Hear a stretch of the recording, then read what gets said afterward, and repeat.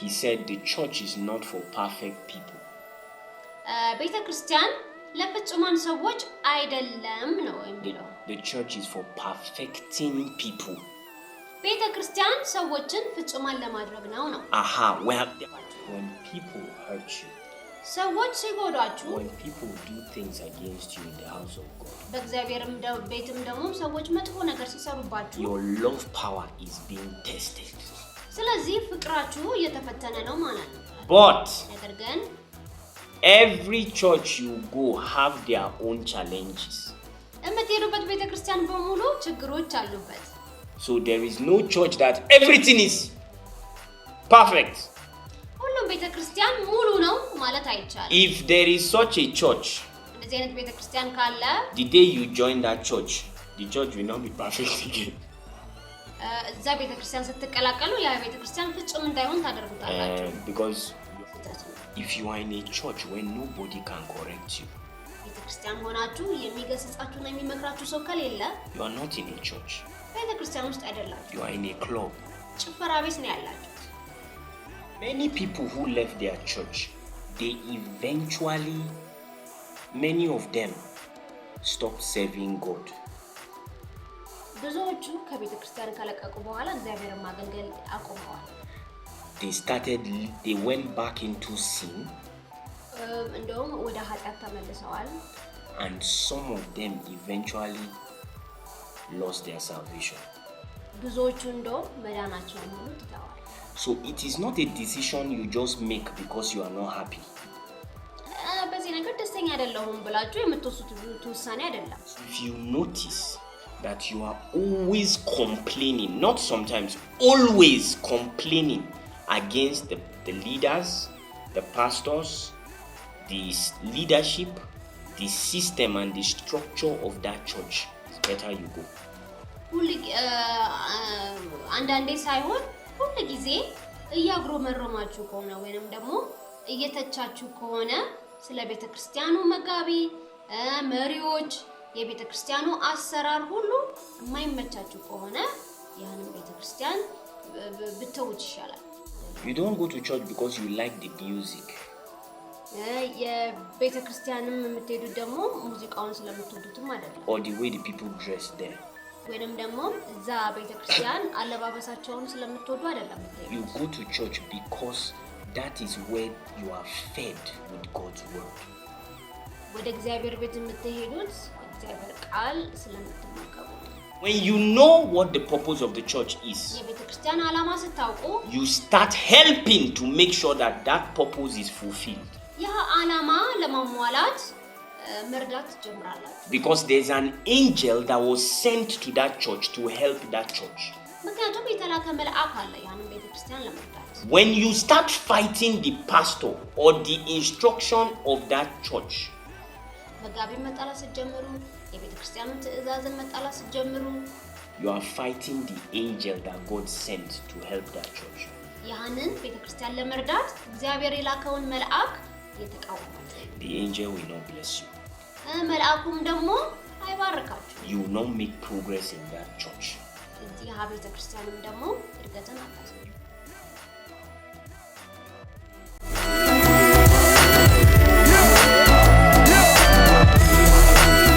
There are legitimate and illegitimate reasons to leave your church. ትክክለኛ ምክንያቶችና ትክክል ያልሆኑ ምክንያቶች አሉ ቤተ ክርስቲያን ለመልቀቅ። You cannot, it won't be right for you to just wake up and leave the church that is your church. ቤተ ክርስቲያናችሁ ሆኖ ዝም ብላችሁ ከመሬት ተነስታችሁ ቤተ ክርስቲያናችሁን መልቀቅ ጥሩ አይደለም። The church of God is not a club. የእግዚአብሔር ቤት ጭፈራ ቤት አይደለም። You don't go to church because you like the church.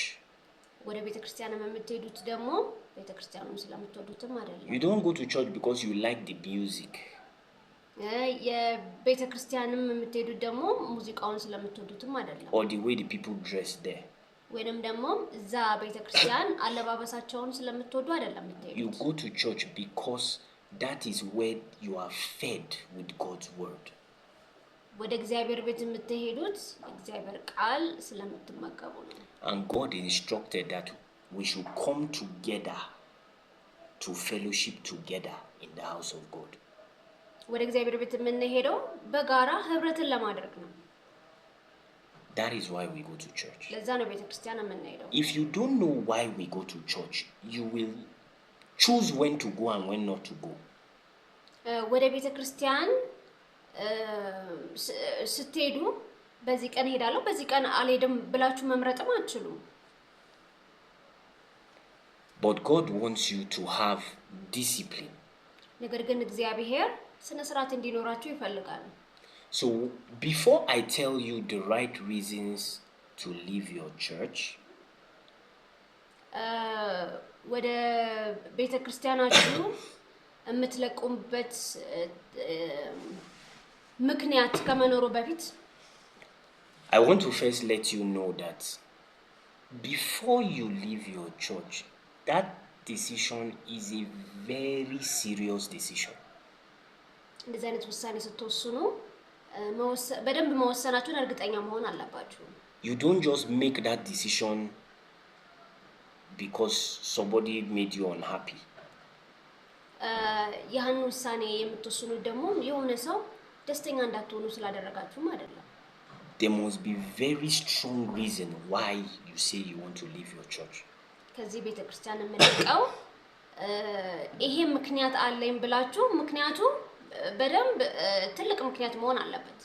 Because if many people who left their church, they eventually, many of them stopped serving God. ብዙዎቹ ከቤተክርስቲያን ከለቀቁ በኋላ እግዚአብሔርን ማገልገል አቆመዋል። They went back into sin. እንደውም ወደ ኃጢአት ተመልሰዋል። And some of them eventually lost their salvation. ብዙዎቹ እንደውም መዳናቸውን ሁሉ ትተዋል። So it is not a decision you just make because you are not happy. በዚህ ነገር ደስተኛ አይደለሁም ብላችሁ የምትወስኑት ውሳኔ አይደለም። So I strongly advise against it.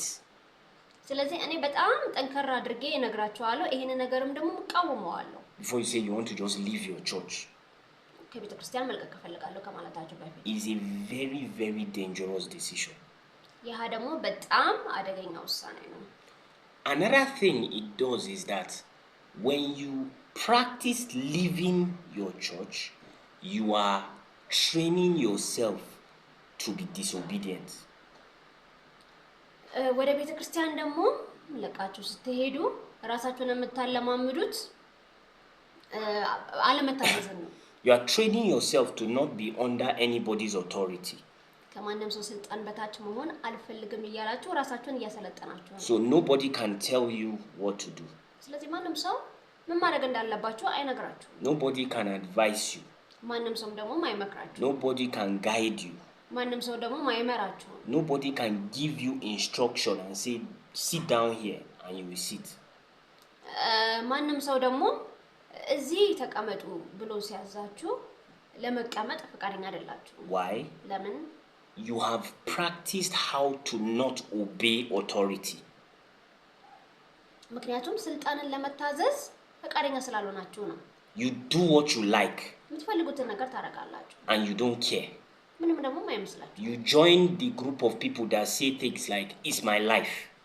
ህይወቴ እንደዚህ ነው የሚሉትን ሰዎችን ተቀላቅላችኋል። I do what I want with my life. በህይወቴ ደግሞ የምፈልገውን ነገር ማድረግ እንችላለሁ። You forgot that Jesus bought your life.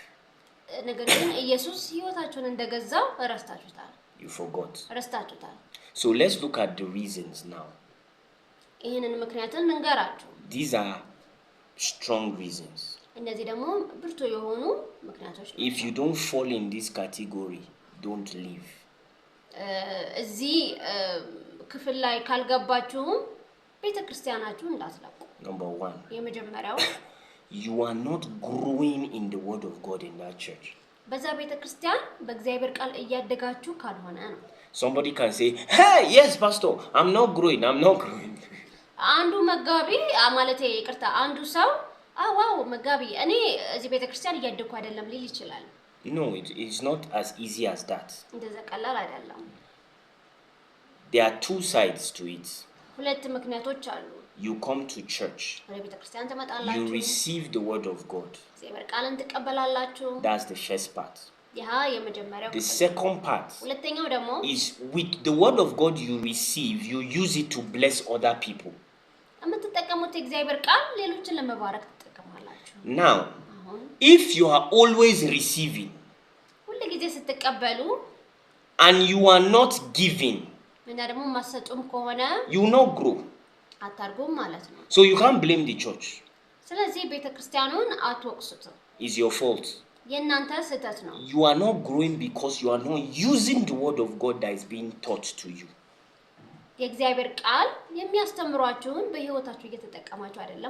So you always fight the word of God. If it comes to you, you don't listen. You don't put it to work. You don't use it for your finances, for your family, for your business, for your school. Nobody is coming to church or being changed in the house of God because of the word of God you heard. Nobody. So you won't grow. But if you are receiving the word and you are using the word and it's not giving you the life that you desire,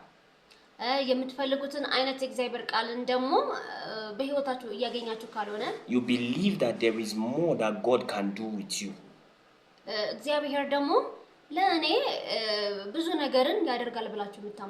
Then maybe it's time to change. Because you are not growing. You are receiving the word. You are using it on your life. But it's not producing the fruits of the spirit that you want to see in your life. Not growing is not only by attending church.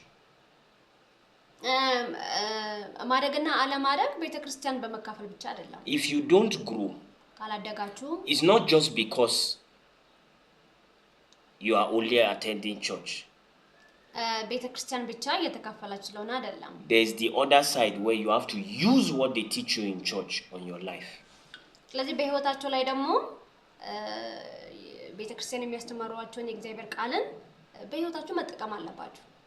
That's number one. You are not growing. But that means you are putting the word to work there and it's not producing the fruits of the spirit and the results that you desire.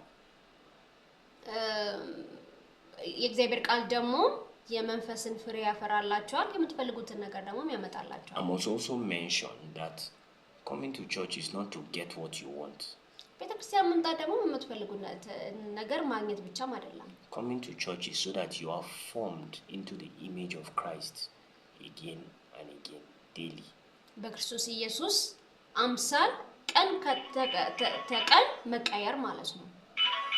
Coming to church is not to get what you want. Coming to church is that you are conformed into the image of Jesus. So you meet bad people. You meet liars. You meet some people who are struggling with stealing.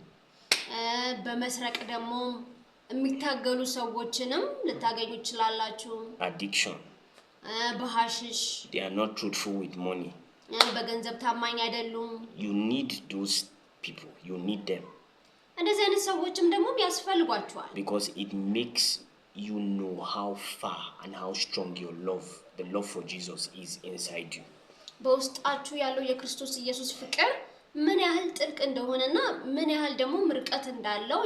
So not growing in the church. Number two, they are teaching the wrong doctrine. You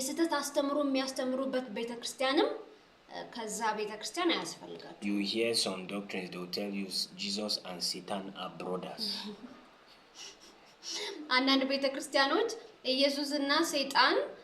ወንድማማቾች ናቸው የሚሏችሁም አሉ። Run away. ከእንደዚህ አይነት ቤተክርስቲያን አምልጡ። Or you will see the one they will tell you that there is no God the Father and there is no God the Holy Spirit, is only Jesus. አንዳንድ ቤተክርስቲያን ደግሞ እግዚአብሔር አባት ነው ያለው፣ እግዚአብሔር መንፈስ ቅዱስ ነው ያለው፣ ነገር ግን ኢየሱስ የሚባል ነገር የለም የሚሉም አሉ። Some places will tell you that marriage is a sin, and some places they will tell you that being single is a sin.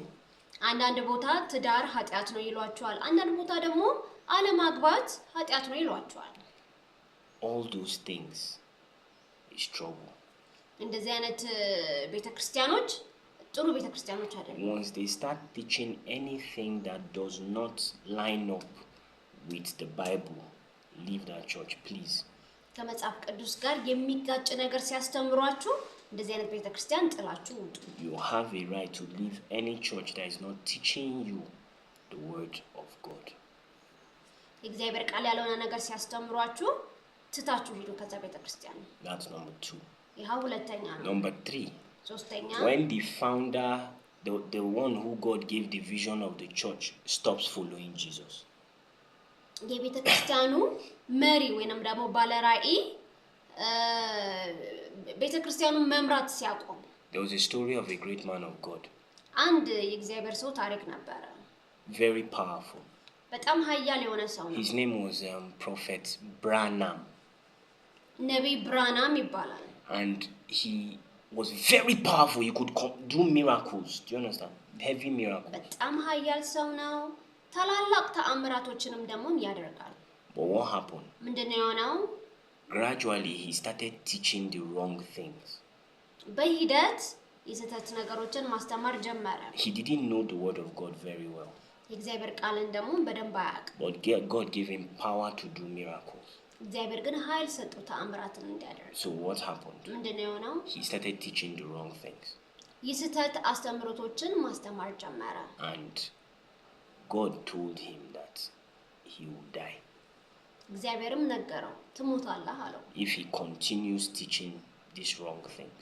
የስተት አስተምሮቶችን የምታስተምር ከሆነ ትሞታለህ አለው። So if the one who gave the vision for that ministry is now teaching something outside the word of God, you have a right to leave. ከእግዚአብሔር ቃል ውጪ ባለራዕዩን ማስተማር ከጀመረ ቤተክርስቲያኑ ጥላችሁ መሄድ ትችላላችሁ። Another prophet I know, he started saying that he was God. ሌላው ነብይ ደግሞ እኔ እግዚአብሔር ነኝ ብሎ ማስተማር ጀመረ። Another one started saying he is Elijah. እኔ አንደኛው አስተማሪ ደግሞ እኔ ራሴ ኤልያስ ነኝ ብሎ ማስተማር ጀመረ። When they start talking like this, እንደዚህ አይነት አስተምሮ ሲያስተምሩ don't fight. አትጣሉ። Just pack your things. እቃችሁን ሰብስቡ። Live quietly. ጸጥ ብላችሁ ከዛ ቤተክርስቲያን ጥላችሁ ይሄዱ። Very important. ያ በጣም ጠቃሚ ነው። Number 4. አራተኛ If they threaten your life, there's physical, they try to hurt you, they try to do something that will take your life in that church. በዛ ቤተክርስቲያን ውስጥ ህይወታችሁን ይዟችሁ የሚሄድ ወይንም ደግሞ ሊገሏችሁ ሲፈልጉ ትታችሁ ሂዱ። Not that you heard. It's not that you heard it. በወሬ ሰምቻለሁ ሊገሉኝ እንደሚፈልጉ ሳይሆን It's not that somebody told you. ወይም ደግሞ የሆነ ሰው ስለነገራችሁ ሳይሆን It is that the person physically tried to do something that will take your life. ህይወታችሁን የሚያሳጣችሁ ነገር በአካል መተው ሲያደርጉባችሁ Of course. You don't have to go there again. እንደዚህ አይነት ቤተክርስቲያን መሄድ አይጠበቅባችሁ መልሳችሁ። But not because somebody said it. የሆነ ሰው ስለተናገራችሁ ሳይሆን There must be you must have proof that this person without doubt wants to hurt you. ያለምንም ጥርጣሬ እንደዚህ አይነት ሰዎች እናንተን ለመጉዳት የሚታገሉ ከሆነ እዛ ቤተክርስቲያን አትሄዱ። If you confirm it is true, እውነት መሆኑን ደግሞ ካረጋገጣችሁ you have a right to leave. እዛ ቤተክርስቲያን ለመልቀቅ መብት አላችሁ። God wants you alive. እግዚአብሔር በህይወት እንድትኖሩ ይፈልጋል። He wants you alive. እግዚአብሔር ይፈልጋል። Number 5. አምስተኛ you had a very terrible experience in that church. በዛ ቤተክርስቲያን ደግሞ መጥፎ ልምድ ካላችሁ Now, maybe ladies, you were S8 means to be sexually abused in that church. ሴቶች በጾታዊ ትንኮሳ ከተጋለጣችሁ Or somebody, as I said, tried to hurt you physically with something. ወይም ደግሞ የሆነ ሰውዬ በአካል ሊጎዳችሁ ከፈለገ So that, the memory of that thing keeps coming to your mind. ይሄ የጎዳችሁ ሰዎች አእምሯችሁ ላይ በተደጋጋሚ እንደዚህ ከመጣባችሁ It's better you go to another place. ወደ ሌላ ቤተክርስቲያን ብትሄዱ So that ይሻላል። you can heal. እንድትፈወሱ You can heal. እንድትፈወሱ The Lord is not angry with you. The Lord is not angry with you. እግዚአብሔር በእናንተ ላይ አይጎዳችሁም። Then number 6, ስድስተኛ which is the most important. ይሄ በጣም ጠቃሚ ነው። If you notice that you are always complaining about the church, the leadership, and the system and the structure of that church, it's better you go. ስለዛ ቤተክርስቲያን አሰራር አመራር እና ደግሞ የትኛውም አይነት ካልወደዳችሁት የቤተክርስቲያኑን አሰራር ካልወደዳችሁት ከዛ ቤተክርስቲያን ብትለቁ ይሻላል። I'll say it again. ደግመዋለሁ። If you notice that you are always complaining, not sometimes, always complaining against the leaders, the pastors, the leadership, the system and the structure of that church, it's better you go. አንዳንዴ ሳይሆን ሁሉ ጊዜ እያጉረመረማችሁ ከሆነ ወይንም ደግሞ እየተቻችሁ ከሆነ ስለ ቤተክርስቲያኑ መጋቢ መሪዎች የቤተክርስቲያኑ አሰራር ሁሉ የማይመቻችሁ ከሆነ ያንን ቤተክርስቲያን ብትተውት ይሻላል። Pastor says we are giving to buy keyboard. We are giving some money to buy keyboard. መጋቢ ኪቦርድ ለመግዛት ገንዘብ ስጡ እያለ ነው። You say, hey, they have started again. They're asking us for money. They have started again. They're asking us for money. አሁንም እየተነሳባቸው ነው። ገንዘብም ደግሞ እየጠየቁ ነው የምትሉ ከሆነ Pastor says we are going out for evangelism every Thursday. መጋቢ ደግሞ ሐሙስ ሁሉ ጊዜ ወንጌል ስርጭት እንቃለን ከሆነ This evangelism is not working. Every time they'll be telling us to go for evangelism. I don't know what we are doing. ይሄ መጋቢ ደግሞ ሁሉ ጊዜ ወንጌል ስርጭት ውጡ ይለናል ሐሙስ ምን ማድረግ እንዳለብን አናውቅም የምትሉ ከሆነ We are traveling to Debrecen for a program. ለፕሮግራም ደግሞ ደብረ ዘይት የምንጓዝ ከሆነ All leaders must be there. ሁሉም መሪዎች ደግሞ እዛም ይሆኑ ከሆነ Why must we be there? Do you know how much is price of fuel? Things are hard. Every time they'll be telling us to go somewhere. ለምንድነው ደብረ ዘይት ሂዱ የሚሉን? ደብረ ዘይት ለመሄድ ውድ ነው፣ ኑሮ እየከበደን ነው የምትሉ ከሆነ You are always complaining. ሁሉ ጊዜ እያጉረመረማችሁ ከሆነ When the pastor is preaching, መጋቢ ሲሰብክ you are analyzing the preaching. ስብከቱንም ደግሞ የምታጉረመርሙ ከሆነ Now that's how they will soon ask us about giving now. አሁን በቅርብ ሰዓት ላይ ስለመስጠት ይላል። Must you talk about money? ስለ ገንዘብ ለምን ያወራሉ? Why? ለምን? Let me advise you. አንድ ነገር ልምከራችሁ። Pack your things. እቃችሁን ሰብስቡና and leave that church. እዛ ቤተክርስቲያን ለቃችሁ ውጡ። Because you will not make progress in that church. ምክንያቱም እዛ ቤተክርስቲያን እድገትን አታሳዩ። Let me explain something to you. አንድ ነገር ላብራራላችሁ። When God started church families,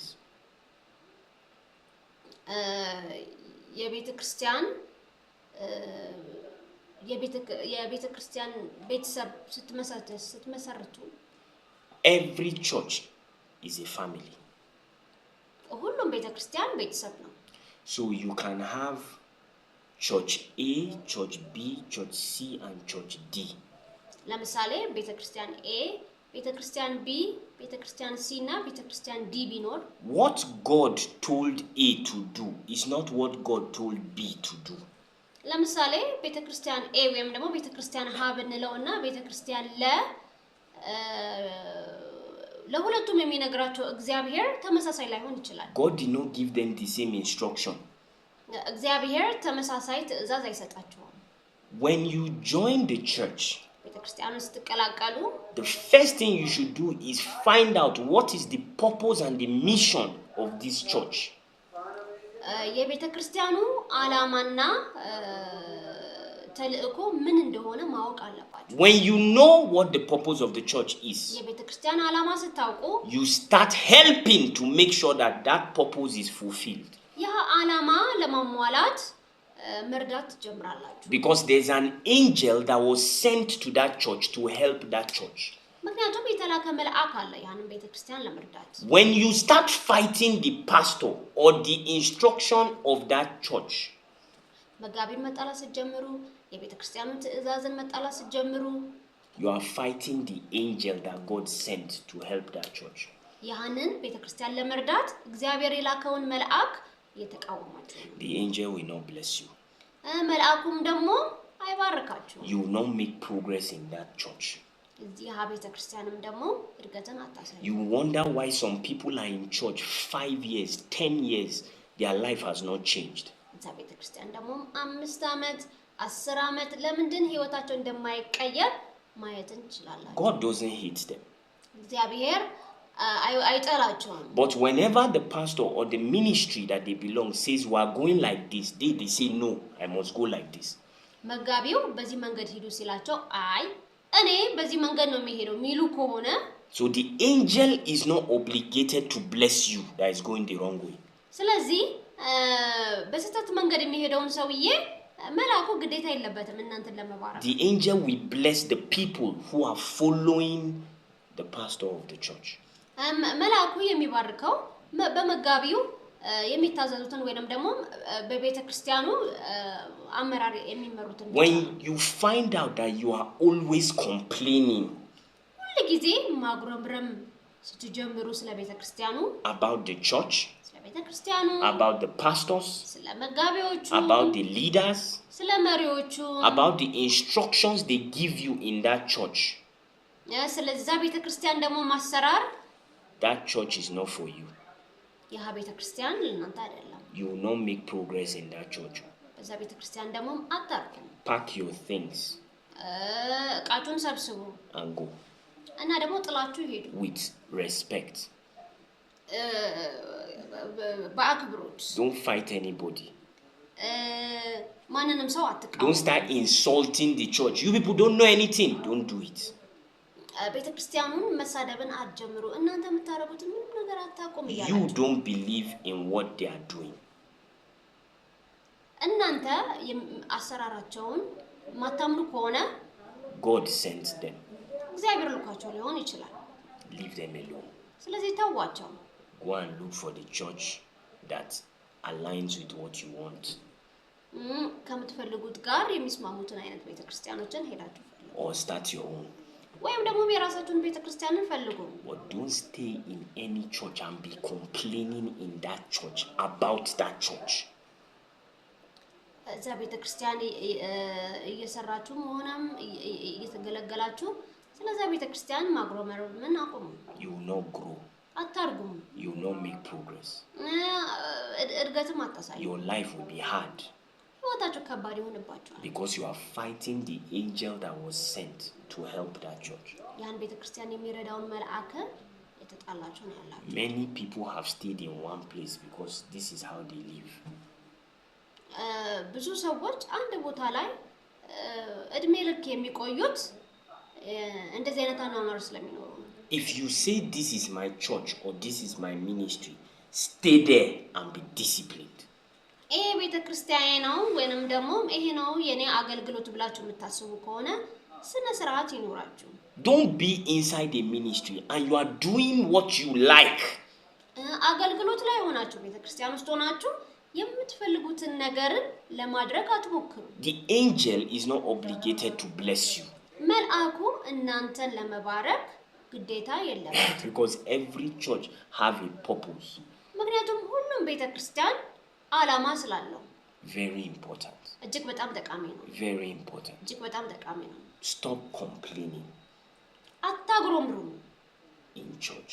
በቤተ ክርስቲያን If you are always complaining, maybe that is not your church. ሁሉ ጊዜ የምታግሮምሩም ከሆነ ምናልባት ያ ቤተ ክርስቲያን የእናንተ አይደለም። Pack your things and leave. ቃቱን ሰብስባችሁ ለቃችሁ ውጡ። Nobody will kill you. ማንም ሰው አይገላችሁም። We will pray for you. እንጸልይላችኋለን። Then, so these are the 6 reasons why it's okay for you to leave church. If it does not fall in these 6 reasons, stay in your church. እነዚህ 6 ምክንያቶች ናቸው ቤተክርስቲያን መልቀቅ ትችላላችሁ። ነገር ግን እነዚህ 6 ምክንያት ውስጥ አንዱን ከሌለበት ቤተክርስቲያናችሁን ለቃችሁ አትወጡ።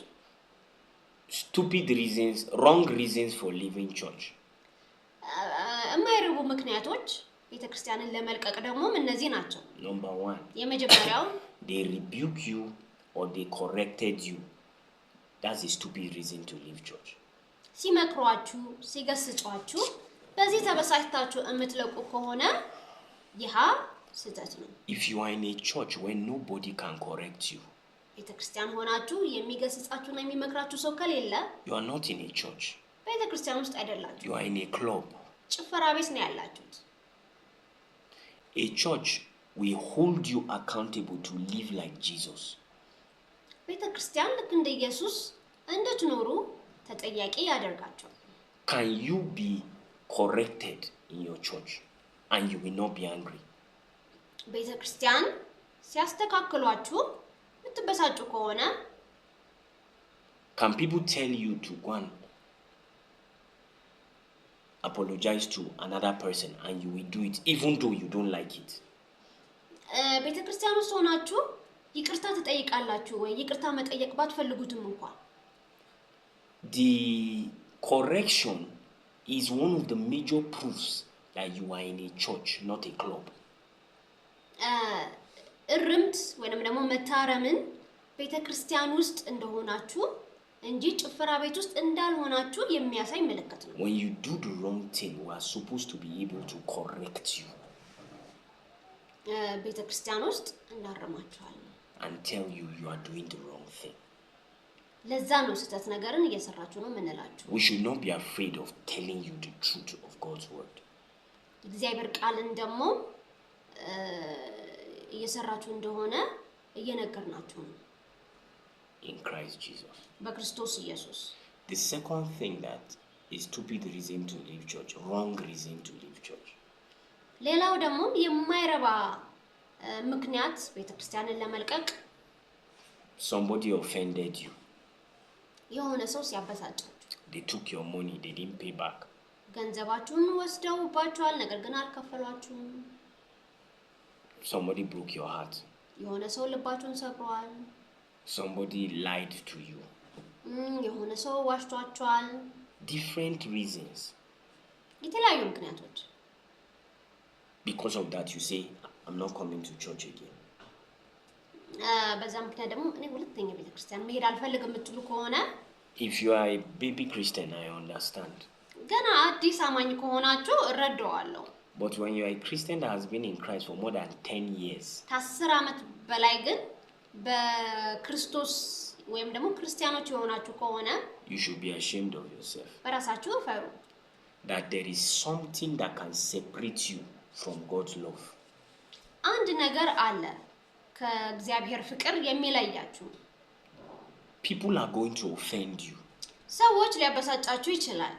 People are going to say bad things about you. ሰዎች ስለእናንተ መጥፎ ነገር ሊናገሩ ይችላሉ። You must make up your mind that you will not let anything distract you. ስለዚህ ማንም ሰው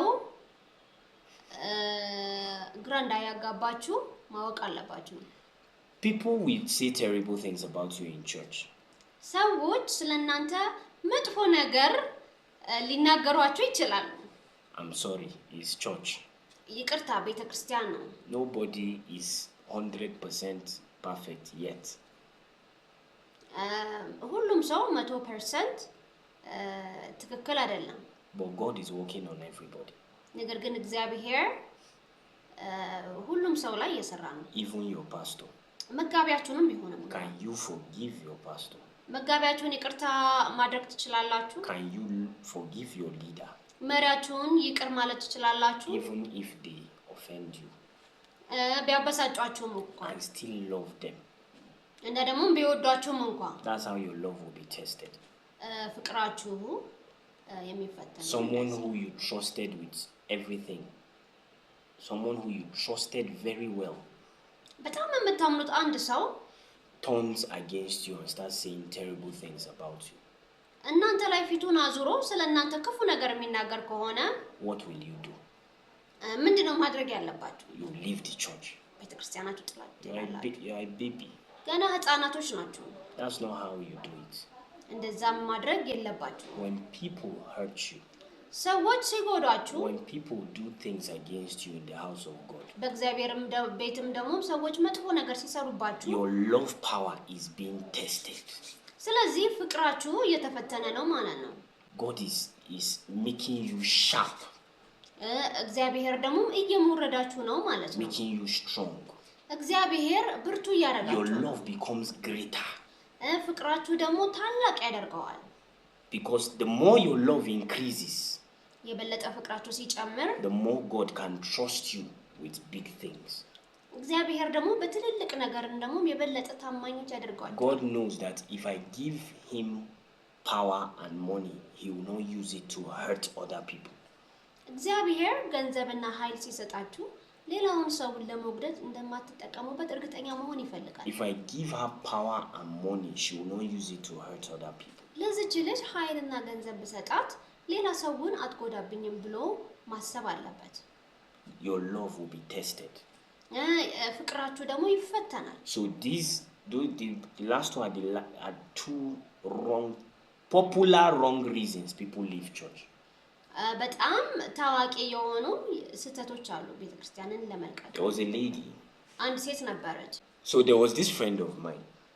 እነዚህ ጓደኞች ነበሩን። A lady. ሴት ነበረች። Something happened in church and she was not happy. She said she was leaving the church. እኔ ደስተኛ አይደለሁም ቤተክርስቲያን መልቀቅ እፈልጋለሁ አለች። I told her that any other church you go, you will still see this problem.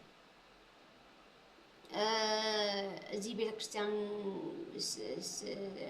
የትኛው ቤተክርስቲያን ብትሄጂ የዚህ አይነት ችግሮች ይገጥሙሻል አልኳት።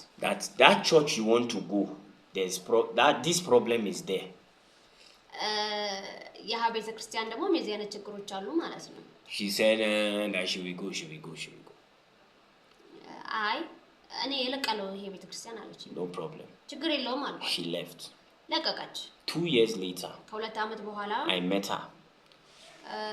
አገኘኋት። I asked her, "Hey, so how is your new church?" ቤተክርስቲያንሽ እንዴት ነው አልኳት። She said, "Pastor, it is worse." የሄድኩበት ሁለተኛው ቤተክርስቲያን ደግሞ የባሰበት ነው አለች። The problem she ran away from this church that there were plenty of it in the new church. አዲሱ ቤተክርስቲያን የባሰ ችግር አለበት አለችኝ።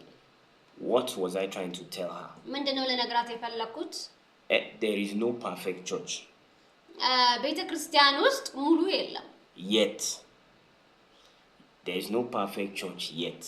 ማለትም ፍጹም የሆነ ቤተክርስቲያን የለም ገና። We will become perfect. እኛ ፍጹማን እየሆንን ነው የምናደርገው። It is possible. እንደዛ መሆንም ይቻላል። But ነገር ግን every church you go have their own challenges. የምትሄዱበት ቤተክርስቲያን በሙሉ ችግሮች አሉበት። So there is no church that everything is perfect. ሁሉም ቤተክርስቲያን ሙሉ ነው ማለት አይቻልም። If there is such a church, እንደዚህ አይነት ቤተክርስቲያን ካለ the day you join that church, the church will not be perfect again. እዛ ቤተክርስቲያን ስትቀላቀሉ ያ ቤተክርስቲያን ፍጹም እንዳይሆን ታደርጉታላችሁ። Because you have joined the church. ምክንያቱም ያን ቤተክርስቲያን ስለተቀላቀላችሁ and you have problems. እዛ ቤተክርስቲያንም ደግሞ ችግር ስላላችሁ ተመለከታችሁ። So there is your first option should not be I'm not going to church. የመጀመሪያው ምርጫ እዛ ቤተክርስቲያን አልሄድም ማለት ነው። I will change church. ቤተክርስቲያን ቀይራለሁ። Is God training you? እግዚአብሔር ያሰለጠናችሁ ነው። Is God teaching you how to love? እግዚአብሔርም ደግሞ እያስተማራችሁ ነው ፍቅርን እንድትሰጡ። Is God teaching you how to care for people? እግዚአብሔር እያስተማራችሁ ነው ሰዎችን ይቅርታ ለማለት። God may be teaching you how to forgive. እግዚአብሔር ደግሞ ይቅር ለማለት እያስተማራችሁ ነው ወይ ነው። God may be teaching you how to be more patient. እግዚአብሔር ደግሞ የበለጠ ደግሞ ይቅር ባይነት ወይም ደግሞ ትዕግስተኛ እንድትሆኑ ያስተምራችኋል። All these things is what the church does for you. እነዚህ ሁሉ ቤተክርስቲያን ለእናንተ የሚሰሩላችሁ ነው። To be more obedient. የበለጠ ታዛዦች እንድትሆኑ. To be more loving. የበለጠ ደግሞ የፍቅር ሰዎች እንድትሆኑ. And to become like this. እንደዚህ ለመሆን ደግሞ you will meet troublesome people in the church. ችግር የሚፈጥሩ ሰዎችን ቤተክርስቲያን ውስጥ አታጡ. That is why it is a church. ቤተክርስቲያን የሚባለው ለዛ ነው. It is not a club. ጭፈራ ቤት አይደለም. It is for building God's people. ይሄ ቤተክርስቲያንን እንድትገነቡ ነው. I like how my father Pastor Chris put it. አባቴ መጋቢ ክሪስ የተናገረኝን በጣም ወደዋለሁ. He said the church is not for perfect people. ቤተክርስቲያን ለፍጹማን ሰዎች አይደለም ነው የሚለው. The church is for perfecting people. ቤተክርስቲያን ሰዎችን ፍጹማን ለማድረግ ነው ነው. We are making them more and more like Jesus. እንደ ኢየሱስ የበለጠ እንዲያርጉ እየረዳናቸው ነው. Because they are crazy people in church. ምክንያቱም እብድ የሆኑ ሰዎች አሉ በቤተክርስቲያን ውስጥ. Troublesome people in church. ችግር የሚፈጥሩ ሰዎችም አሉ. God is helping them. ያንን ደግሞ እግዚአብሔር እየረዳቸው ነው. God is helping you too. እግዚአብሔርም እናንተን እየረዳቸው ነው. So these are the reasons. Don't just leave your church. It is very dangerous. ስለዚህ ቤተክርስቲያናችሁ ጥላችሁ አትሄዱ. በጣም አደገኛ ነገር ነው. I advise against it. ያንን ደግሞ ምን ይቃወመዋለሁ?